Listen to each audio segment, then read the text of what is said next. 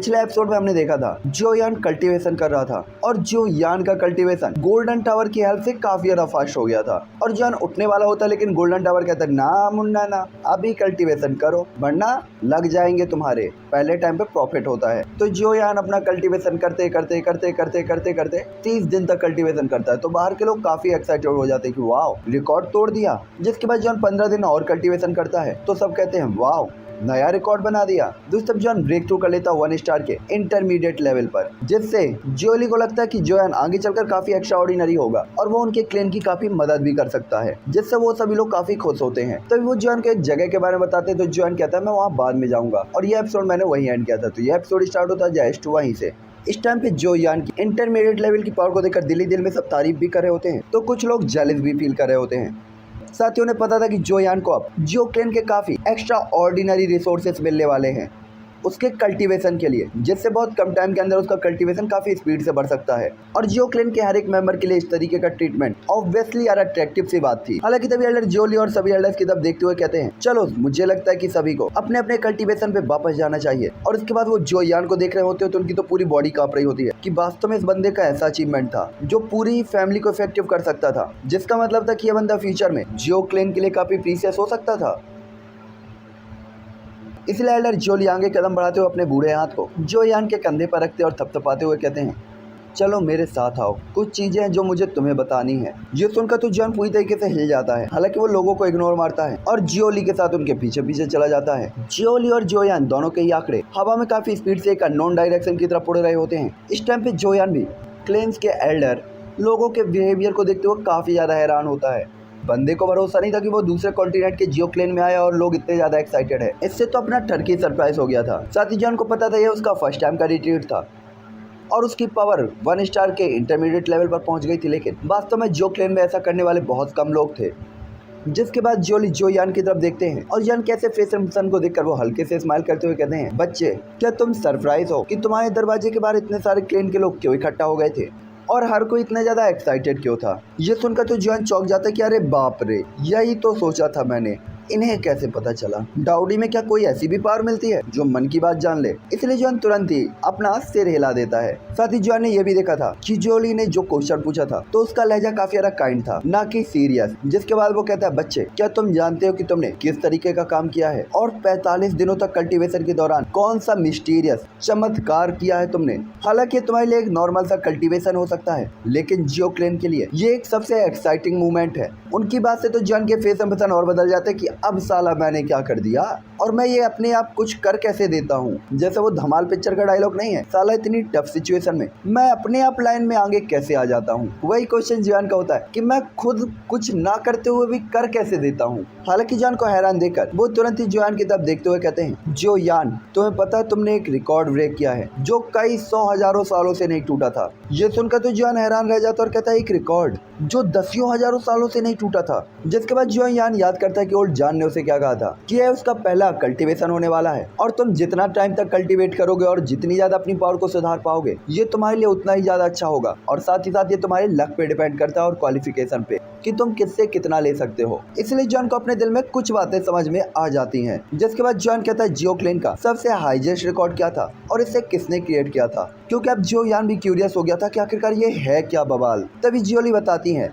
ये जियो क्लेन के एंसेस्टर जियो याओ थे और उन्होंने 1 महीने तक कंटिन्यू रिट्रीट करने का रिकॉर्ड बनाया था। तभी जॉन कहते हैं 1 महीना, और ये सुनकर तो जॉन तुरंत ही समझ जाता है कि इतने सारे लोग उसके कमरे के बाहर क्यों इकट्ठा हो गए थे, क्योंकि वास्तव में उसने ये रिकॉर्ड भी तोड़ दिया था और इससे ज्यादा बड़ा रिकॉर्ड बना दिया था। तभी जियोली कहते हैं हाँ जब तुमने 31 दिन कल्टीवेट किया तब जियो क्लेन के सभी लोगों को काफी बड़ा झटका लगा था, लेकिन छोटे साथी सबसे बड़ा झटका पता है कब लगा, जब तुमने 15 दिन और एक्स्ट्रा कल्टीवेशन किया और एक ऐसे रिकॉर्ड को क्रिएट कर दिया जो कि अब अनब्रेकेबल है। तुमने न केवल रिकॉर्ड तोड़ दिया बल्कि ऐसा रिकॉर्ड खड़ा कर दिया जो अब तुम मुझे उम्मीद नहीं है कि कोई इसे तोड़ सकता है। साथ ही जब एंसेस्टर गए थे तो उन्होंने मुझसे कहा था कि अगर जियो क्लेन में कोई है जो इस रिकॉर्ड को ब्रेक कर सकता है तो उसे अपने सभी एफर्ट्स का यूज करते हुए ट्रेन का बनाना, उसे पावरफुल बनाना और जो कुछ भी जियोक्लिन के रिसोर्सेस है उसे सब कुछ देकर जितना पावरफुल हो सके उतना पावरफुल बना देना। लेकिन उन्होंने उम्मीद नहीं की होगी कि ऐसे किसी पर्सन को दिखाई देने में वास्तव में इतना टाइम लग जाएगा। तभी जॉन कहता है ये तो सिर्फ एक कोइंसिडेंस भी तो हो सकता है, और हेल्पलेस तरीके से स्माइल करता है। तभी जियोली स्माइल करते हैं और अचानक से रुकते हुए कहते हैं बस यहीं पे हमें आना था। ये देखकर जोयान हवा से चारों तरफ अपने आसपास की चीजें देखता है तो बाकी की जगहों और इस जगह में कोई भी अंतर नहीं था। घने बादल, खुला आसमान। अबे खुला आसमान कैसे हो सकता है जब घने बादल हैं? तो साथ ही कुछ खास नहीं लग रहा था। तभी जॉन कहता है हम यहाँ पे क्या कर रहे हैं, क्योंकि जॉन थोड़ा हैरान था। तभी जियोली आगे बढ़ते और अपनी उंगली से हल्के से सामने की तरफ इशारा करते हैं और जियोली के हाथ के इशारे के साथ ही ग्रीन कलर की एक शॉक वेव जनरेट होती है जो पूरे ही स्पेस को एक शॉक वेव में फ्लक्चुएट करने लगती है। जैसे हम पानी में पत्थर मारते हैं ना तो वो गोल गोल वेव्स जनरेट होती हैं, सेम वैसे ही। ये देखकर जोयान देखता है कि सामने आसमान में कुछ भी नहीं है, लेकिन तभी अचानक एक इल्यूजनरी गेट वहां पे अपीयर होता है जिससे एनर्जी थोड़ा सा फ्लक्चुएट होने लगती है और हल्का सा अप एंड डाउन एनर्जी में देखा जा सकता था। तभी जॉन अपनी आंखें खोलता है और इस जगह को देखते हुए कहता है क्या यहाँ पे कुछ छिपा हुआ है। जॉन फील कर सकता था कि ये जगह आसपास की एक अजीब सी एनर्जी से ढकी हुई है और कोई बैरियर इसे प्रोटेक्ट कर रहा है। जिसके बाद उस बैरियर से एक अचानक से दबी हुई आवाज सुनाई देती है और इस आवाज को सुनकर जॉन चौंक जाता है। और जब जॉन इसे करीब से देखता है तो ये काफी एशियंट मिस्टीरियस एटमॉस्फेयर से भरा हुआ स्टोन गेट होता है जो जोयान की आंखों के सामने था। साथ ही उस गेट के ऊपर कैयोस वर्ड लिखा हुआ था। ये देखकर जॉन कहता है ये क्या है, और जोयान के सामने अचानक से पत्थर के गेट को आ जाने से उसकी आंखें पूरी तरीके से सिकुड़ गई होती हैं, क्योंकि ये गेट काफी एशियंट लग रहा होता है, जैसे कई 100 सालों से ना ओपन हुआ हो। साथ ही उसके अंदर की जो एनर्जी थी वो किसी को भी बोतल के नशे देने वाली काफी थी, यानी बोतल की तरह नशे देने के लिए काफी थी, मस्त मगन करने के लिए। हालांकि तभी जियोली सामने के गेट को देखते हैं तो वो तुरंत ही केवल 4 वर्ड कहते हैं, कैयोस एशियंट मोनार्क। और जियोली जैसे ही ये 4 वर्ड कहते हैं जोयान का तो दिल कांप उठता है कि वास्तव में उसे उम्मीद नहीं थी कि जियोक्लिन के अंदर भी कोई छिपे हुए एशियंट रूइंस और टेम्पल्स होंगे। जिसके बाद जोयान कहता है कैयोस एशियंट रूइंस, क्या ऐसा हो सकता है कि वो फ्लेम अब तक मेरी बॉडी से नहीं जुड़ी, और क्या ये कैयोस होली फ्लेम से रिलेटेड हो सकता है? तभी जियोली बताते हैं ये लेजेंडरी प्लेस उस एल्डर का है जिसने कैयोस सेक्रेट फ्लेम को कंट्रोल किया था और वो कैयोस सेक्रेट फ्लेम का ओनर था, और ऐसा लगता है कि इसे कैयोस सेक्रेट फ्लेम से ही खोला जा सकता है। यहाँ तक कि क्लेम्स के एल्डर को भी इसके ओरिजिन के बारे में नहीं पता, इसीलिए हम में से कोई भी इस एशियंट प्लेस के बारे में कुछ भी नहीं कह सकता। मैं केवल इतना ही कह सकता हूँ कि तुम खुद जाकर देखो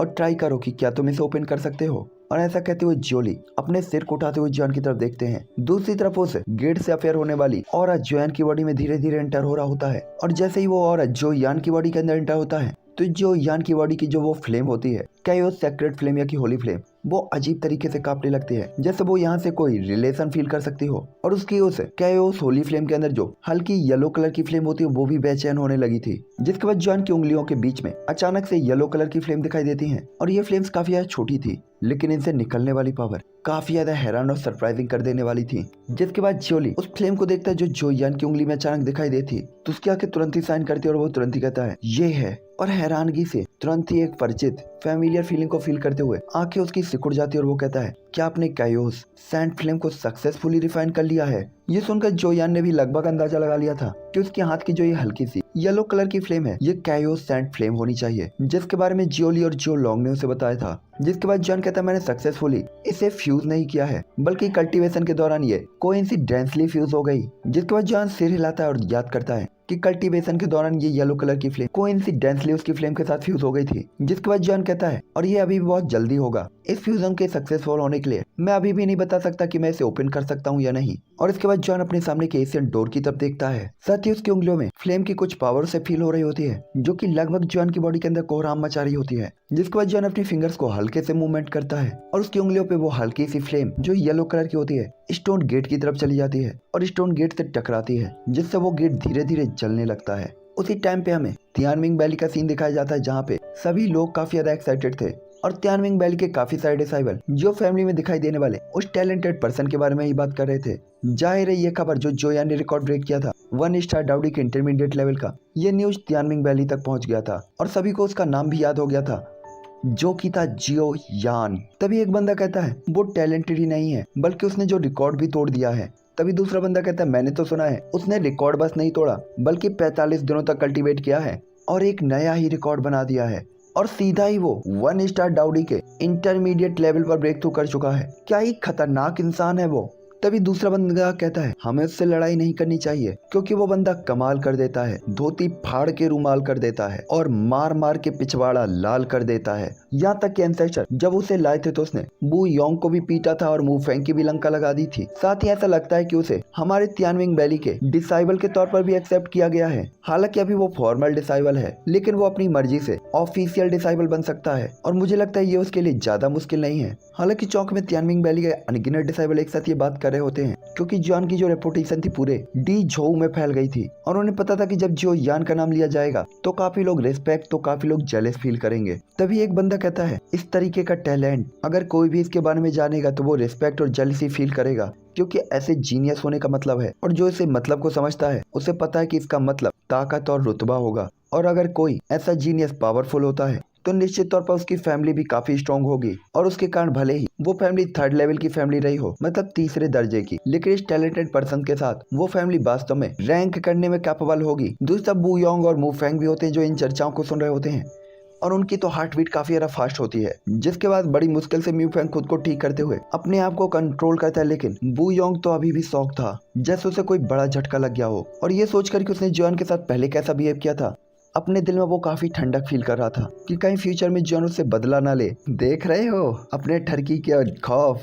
और उसी टाइम पे तियानविंग वैली के हॉल में एम्परर मिंग, उनके चेहरे पर तो खुशी समा नहीं रही होती और तियानविंग वैली का हर एक डिसाइबल उन्हें सरप्राइजिंगली देख रहा होता है। तभी एक डिसाइबल पूछता है क्या आप उसका नाम जानते हैं?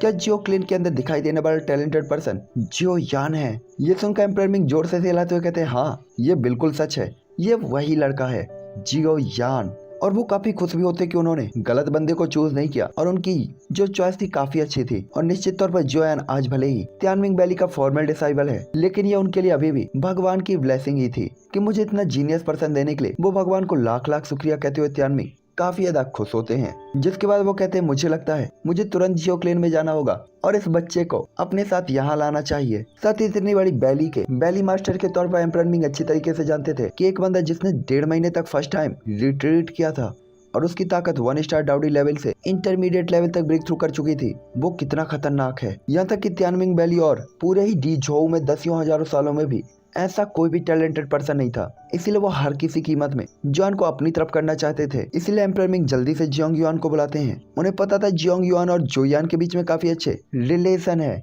इसीलिए उसे और भी जल्दी अपनी तरफ करने में ये हेल्पफुल हो सकता है। जिसके बाद हमें जियो क्लेन का एक कोना दिखाया जाता है जहाँ पे एक स्टोन गेट होता है और उसके सामने खड़े होकर जोयान के हाथ की जो हल्की कलर की फ्लेम होती है वो उस गेट के अंदर जा रही होती है और जॉन ये देखने की कोशिश कर रहा था कि क्या ये गेट ओपन किया जा सकता है। हालांकि जॉन ने यहाँ फील किया था कि स्टोन के गेट के ऊपर उसकी जो फीली येलो कलर की फ्लेम थी वो जा तो रही थी और डोकुई का यूज कर रही थी, लेकिन डोकुई का जो यूज हो रहा था वो इतना भी ज्यादा नहीं था, मतलब स्लो यूज हो रही थी। साथ ही स्टोन गेट से हल्की जलने की आवाज आ रही होती है चीची की, लेकिन ये खुलने के कोई भी संकेत नहीं दिखा रहा होता, जिससे जॉन भी थोड़ा सा उदास फील कर रहा होता है। दूसरा पैल्डर जोली भी जॉन के बगल से खड़े हुए होते हैं और चुपचाप ये देख रहे होते हैं कि जोयान अभी भी इस स्टोन गेट को खोलने की पूरी कोशिश कर रहा है। तभी अचानक जॉन के कान में एक आवाज आती है, बच्चे क्या तुम इस बड़े से पत्थर के गेट को अपनी छोटी सी फ्लेम के साथ खोलना चाहते हो? इसलिए मुझे लगता है कि तुम्हें परेशान नहीं होना चाहिए। अगर तुम इस पत्थर के गेट को खोलना चाहते हो तो मुझे डर है कि ये केवल तभी पॉसिबल होगा जब तुम अपनी कैयोसोली फ्लेम को बुझा दोगे। और ये आवाज ओल्ड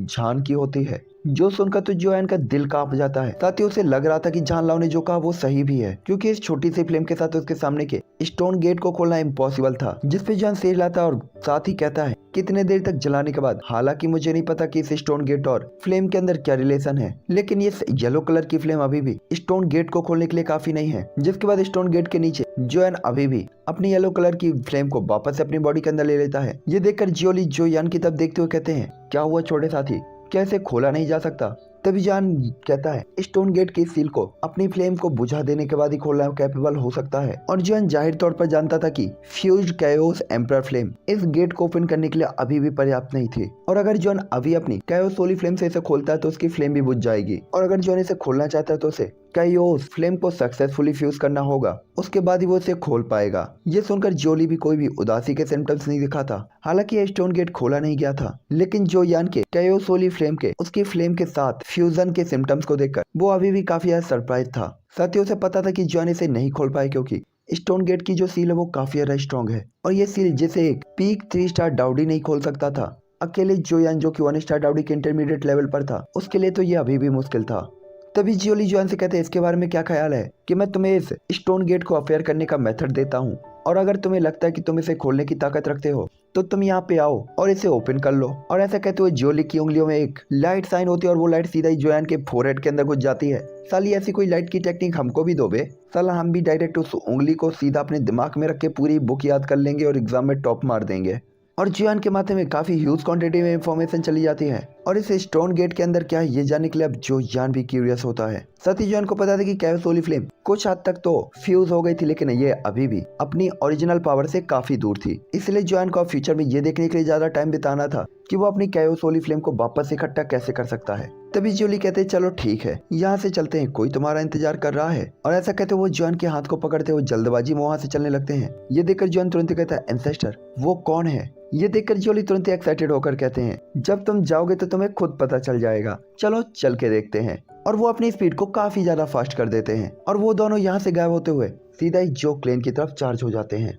साथ ही इन दो फिगर्स के साथ जो क्लेन के ऊपर की तरफ चार्ज हो गई होती हैं, उनके पीछे धुएं के कुछ गुच्छे भी होते हैं। और उस समय जॉन आसपास के पूरे ही जो क्लेन के एरिया को स्पष्ट देख सकता था। जॉन देख सकता था कि जो क्लेन के चारों तरफ शानदार इमारतें थीं और इनमें से किसी भी इमारत को दोबारा एक सा क्रिएट नहीं किया गया था। हर एक इमारत अपने आप में स्पेशल थी और इमारतों के नीचे अथाह सफेद बादल थे जितने ही पूरे जो क्लेन को घेर रखा था।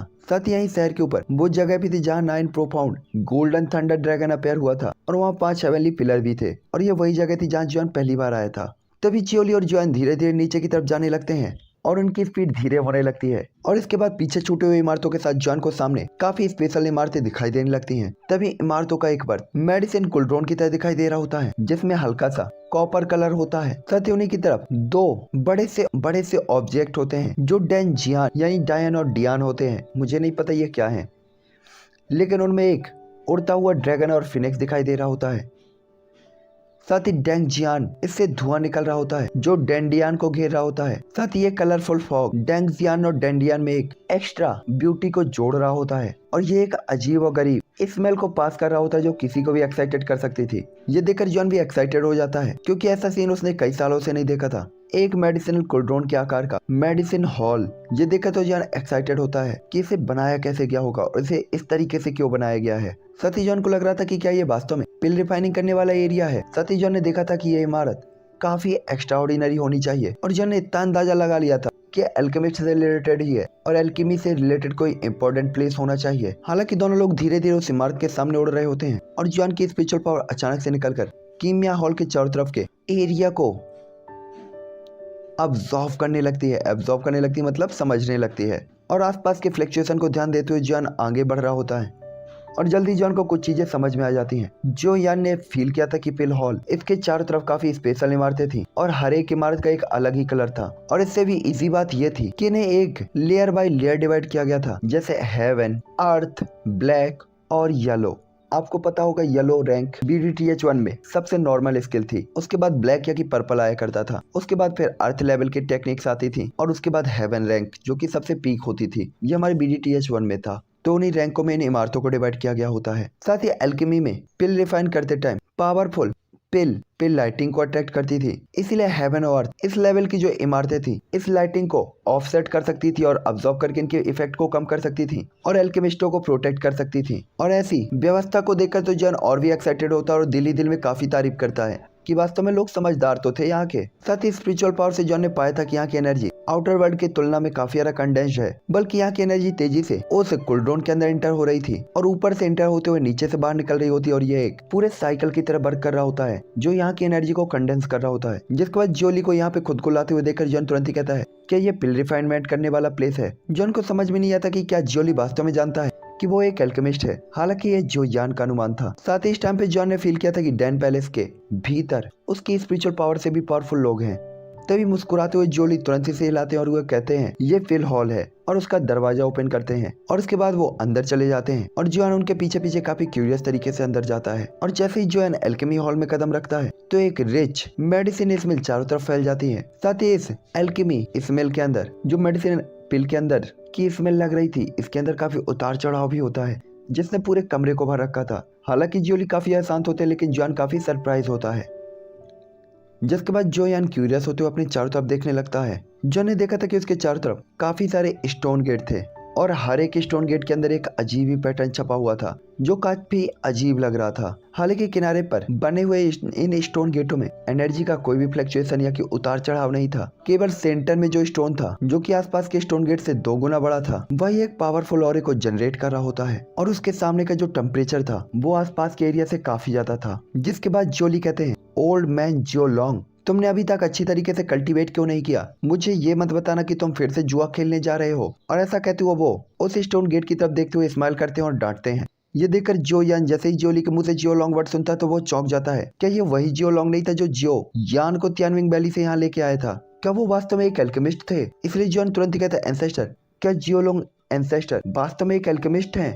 क्योंकि जॉन क्यूरियस होता है ये चीज जानने के लिए। तभी जोली स्माइल करते हुए अपने सिर हिलाते हुए कहते हैं, हाँ, ये ओल्ड मैन काफी ज्यादा पॉपुलर एल्केमिस्ट है और पूरे ही डी झो कॉन्टिनेंट में उसे ड्रैग एडिक्ट कहा जाता है। साथ ही वो पिल रिफाइनमेंट के टाइम पे अपने फोकस के लिए काफी ज्यादा पॉपुलर है। साथ ही उस बंदे ने कहा था कि वो आपके लिए कुछ पिल्स को रिफाइन करना चाहता है और उसकी नजर आप पे थी, इसलिए मैं आपको यहाँ पे लेकर आया हूँ। क्या आप कोई पिल रिफाइन करना चाहते हैं या वो आपके लिए पिल रिफाइन करना चाहता है? अब ये तो आपको उससे मिलने के बाद ही पता चलेगा। साथ ही वो कहते हैं याओची, जिसके बाद वो कहते हैं, याओची, ये नाम डीझो में लगभग सभी लोग जानते हैं और ये जियो लॉन्ग है जो जियो क्लेन के 3rd एल्डर हैं और डीझो में जियो लॉन्ग की जो एल्केमी स्किल है वो सबसे बेस्ट है। लेकिन उन्हें याओची ये सरनेम मिला है न केवल एल्केमी में उनकी सबसे स्ट्रॉन्ग अचीवमेंट के कारण, बल्कि एल्केमी के लिए उनके जिद और जुनून के कारण, जो की एल्केमी में पिल को रिफाइन करते टाइम बहुत ही कम लोग कर पाते हैं अपने ध्यान को इस लेवल तक केंद्रित, और साथ ही उनके बिहेवियर के कारण भी। हालांकि वो जुआ खेलना बहुत ज्यादा पसंद करता है और वो अपने लाइफ की तरह जुए का आदी है, इसलिए अनगिनत लोग एज अ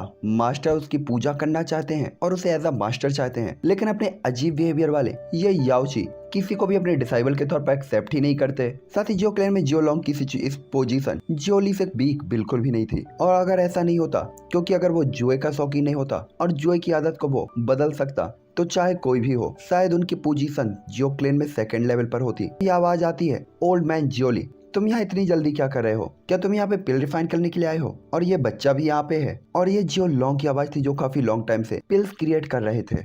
तो चलो इसी के साथ अब ये एपिसोड यहीं पे एंड करेंगे। 2nd एपिसोड मैं ट्राई करूंगा 2 से 3 बजे तक अपलोड करने का। ओके, तो bye bye three family, like से सब्सक्राइब मार दो।